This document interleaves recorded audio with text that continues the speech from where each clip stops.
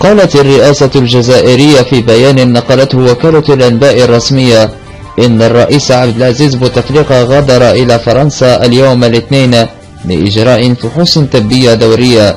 هذا وقد نقلت مصادر إعلامية جزائرية عن مصادر طبية لم تسمها قولها أن الرئيس بوتفليقة فارق الحياة فعلا اليوم الاثنين في مصحة سويسرية عن عمر يناهز 79 سنة. وبحسب ذات المصادر فإن السلطات الجزائرية تتكتم عن الموضوع لترتيب الأمر قبل الإعلان الرسمي عن الخبر. ولم يشاهد بوتفليقة في العلن إلا بين الحين والآخر منذ أن أصيب بجلطة دماغية في سنة 2013. وزار بوتفليقة مستشفيات في أوروبا عدة مرات منذ الإصابة التي أبقته في مستشفى في فرنسا لعدة شهور.